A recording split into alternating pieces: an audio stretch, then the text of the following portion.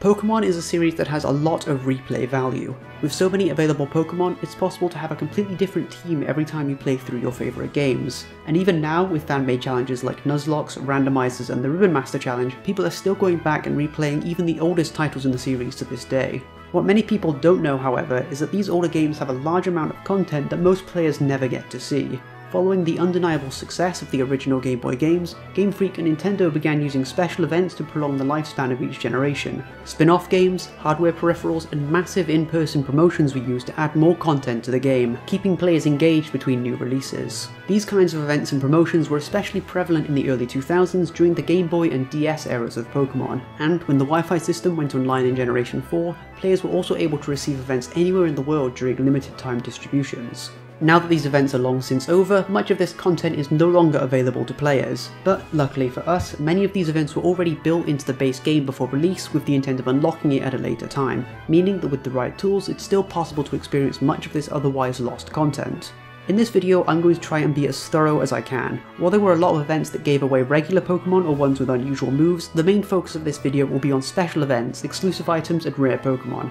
I was originally going to make this a single video, but as I dove deeper, the script just got longer and longer and there's so much stuff I want to cover, including things I didn't even know about until I started. So I'm going to break this up into 3 parts. The first part is mostly going to be about Generation 2, Generation 3 will be covered in the next video, followed by a final part covering the DS and the 3DS. I also have some very interesting topics to cover in relation to Generation 2 and 3 that I'm very excited to share, and each of these felt like they could have been a whole video on their own. I'm also going to cover how you can get these events for yourself. While manipulating your save file and using cheat devices are a viable way of getting most of the events I'm going to talk about, I want to focus on ways that authentically replicate the entire event experience where possible, and ideally ways to do it using real hardware. But I will also cover workarounds that involve emulation and save editing when necessary, just to make this video as accessible as possible. At the end of the day, I want to teach you not just what these events were like, but how you can experience them for yourselves.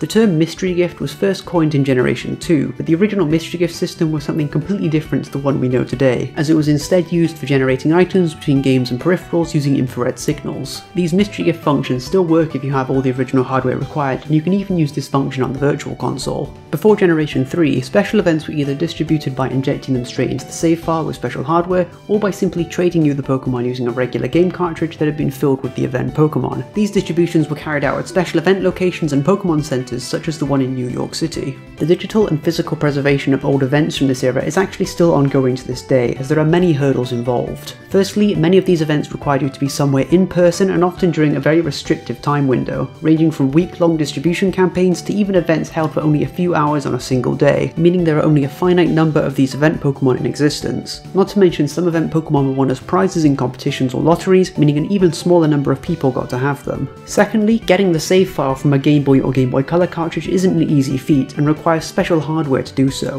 While the more recent game cartridges have more easily accessible tools for dumping their save data, most of these methods aren't compatible with the GB and GBC cartridges. And finally, every save file has a set lifespan. Game Boy and Game Boy Color cartridges store their save data using RAM, and in order for RAM to store information indefinitely, it needs a constant supply of power. This was done using a small battery on the circuit board, but when the battery cell in the cartridge runs out, the save data is lost forever. Replacing the battery will also wipe the save file, since you need to remove it to install a new one.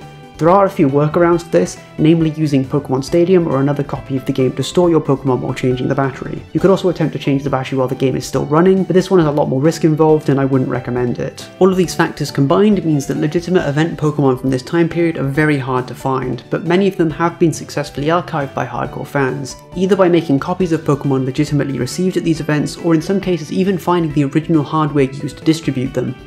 One such device was the Gotta Catch 'Em All station from the New York Poker Center. The big machine you see in these photos is just decorative, of course. The actual system running it is much smaller. It's made up of several special GameCube consoles known as NR readers, and each one is running custom software disks that manage the distribution and provided the visuals on the big television screens. Each one was also fitted with a special cartridge slot adapter that plugged into the controller port, which is where you would insert your game to download the event Pokemon. Each week or two, a new event would be distributed and Nintendo would send specially programmed GameCube memory cards to the Poké Center, which would tell the system what Pokemon to distribute. Many of these events were based around major holidays, and the rest were random themes decided by Nintendo, but apparently employees were also able to suggest their own ideas for events. This system was thought to be lost when the New York Pokemon Center was closed and rebranded as Nintendo World in 2005, but one of these NR readers was kept in a private collection before being sold in late 2019, where it was then posted about on the Project Pokemon forums. This system came with a set of memory cards that were used for running 4 campaigns, one for each week of November in 2002, all of which have now been preserved. Several boxes of these genuine event Pokemon have since been generated using the system and made available online for download. The first 2 events featured eggs based on Pokemon found in Silver Cave and Union Cave, and most of them knew special moves that wouldn't normally be available until later generations, and even some that are still entirely exclusive, such as Doduo with Low Kick or Onix with Sharpen. The next 2 events are much more enticing and were called Johto Legendary and Celebi Present SP respectively. The first event was for the shiny forms of the legendaries in Generation 2 with an equal chance of receiving a shiny Raikou, Entei or Suicune, and the second event was for Celebi, but both of these distributions also had a very small chance of giving out something much rarer. If you were extremely lucky, the Johto Legendary event had a 1% chance of giving you either a shiny Lugia or a shiny Ho-Oh, and the Celebi event had a 1% chance for the Celebi to be shiny, and an even rarer 1 in 200 chance to get a shiny Mew. The software used to run the Gotta Catch 'em All system unfortunately hasn't been fully replicated on emulators or standard GameCubes, as the discs used by NR Reader GameCubes are incompatible with standard consumer models. The owners of the Gotta Catch 'em All system have been working on reverse engineering the system, and hopefully we might see a usable GameCube ROM in the future, but for now it's not quite possible. So how exactly do we go about getting these events for ourselves? As I mentioned before, there's no special infrastructure for events in Generation 2, so in this case it just boils down to injecting a copy of the Pokemon we want, and for that we first need a way to make a copy of our save file so we can edit it. There are a few purpose-built devices for copying Game Boy and Game Boy Color save files, and for this video I picked up a GB operator, which is effectively a Game Boy cartridge slot for your PC, and will allow you to make a copy of your game data as a .sav file.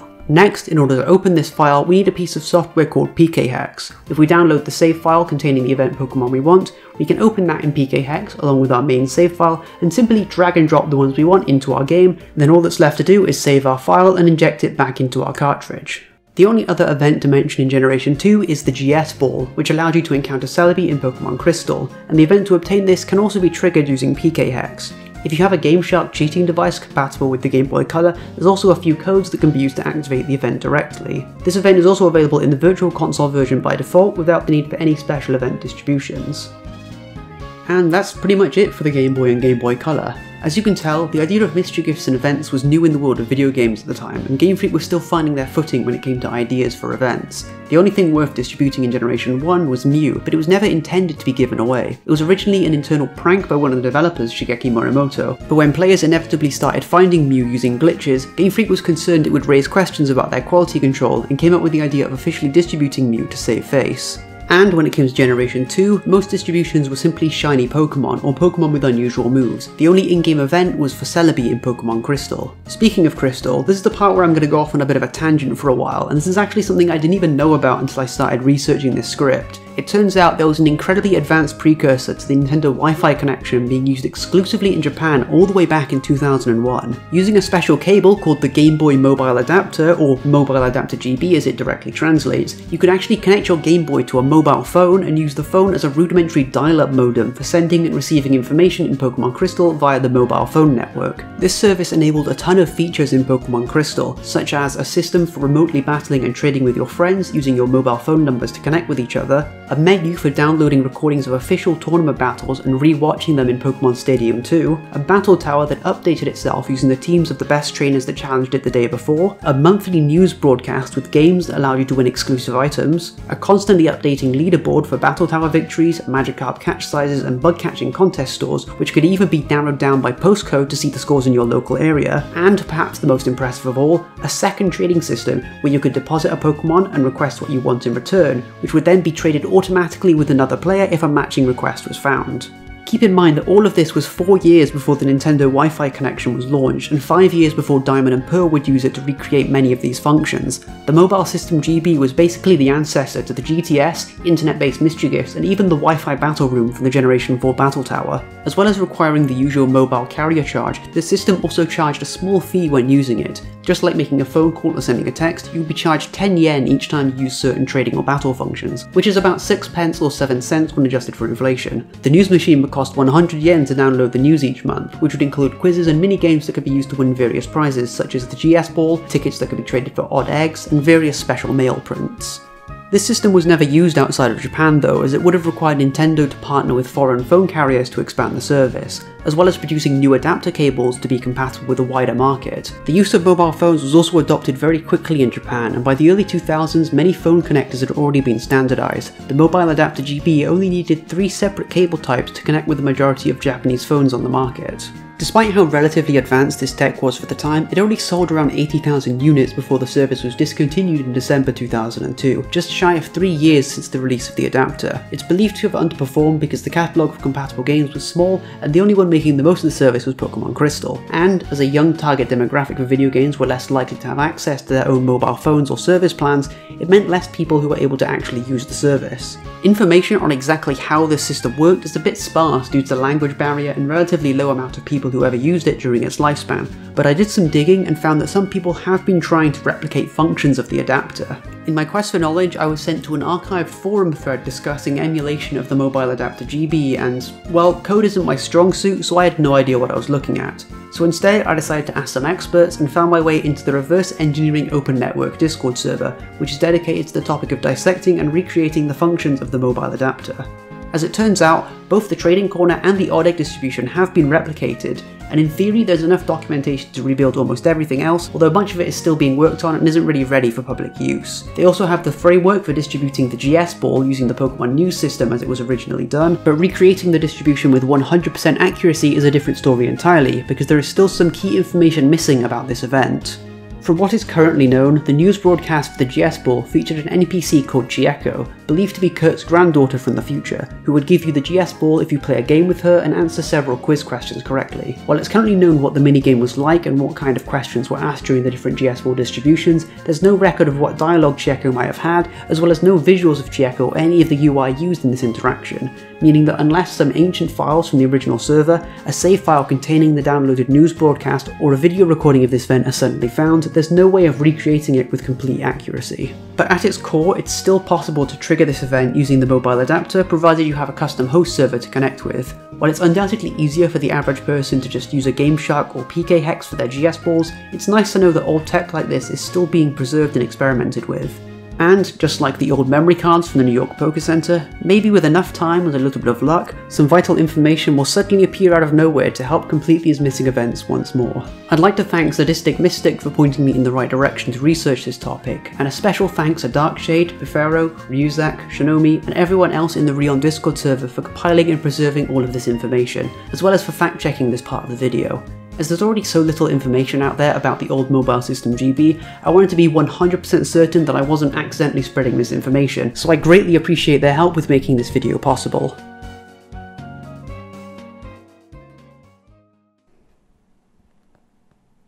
Oh hi, didn't see you there.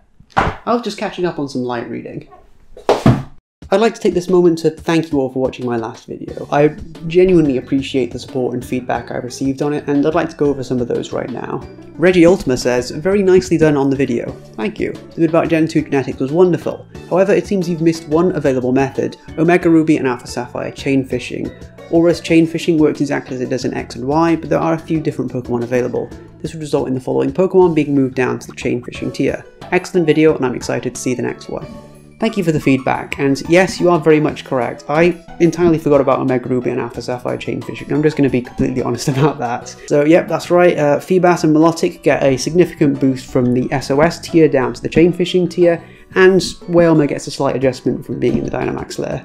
Wob writes in and says, there is a method in the 6th gen games called Horde Hunting. It works like this. Basically, you use Sweet Scent to encounter 5 wild Pokemon at the same time. They're at full odds, but the probability of finding a shiny with each encounter is 5 times greater, with Shiny Charm it reaches 0.36%. Thanks Wob. I initially didn't talk about hoarding counters because I mistakenly believed they only had a 5% chance of occurring. I completely missed the fact that you could get them with honey and sweet scent. Because each hoard generally has at best a 60% chance of appearing with other hoards scattered in, it means the odds are actually a bit worse than the Masuda method, due to the fact that whenever you use sweet scent, there's no guarantee which hoard you're going to find. For example, if you wanted to get a Lotad or a Seedot, which I initially placed into the Brilliant Mons tier, you only have a 35% chance of each hoard appearing. However, there is one Pokemon that changes based on this new information, and that would be Whismur.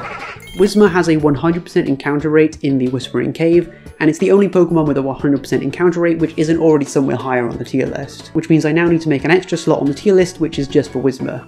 Thanks for the feedback. PFC750 writes in, "Hi, I wanted to add a little precision because I do a lot of SOS call shiny hunting. Jangmo-o is sadly not available to be shiny hunted by the SOS method because it cannot be called by other Pokemon. They will instead call Hakamo and Como." Thanks for writing in. This is genuine information. I overlooked this part when I was looking into the SOS encounters because most Pokemon do call their own species most of the time. Hakamo is just one of the one exceptions that I overlooked. So, yep, Hakamo is now being moved into the Brilliant tier.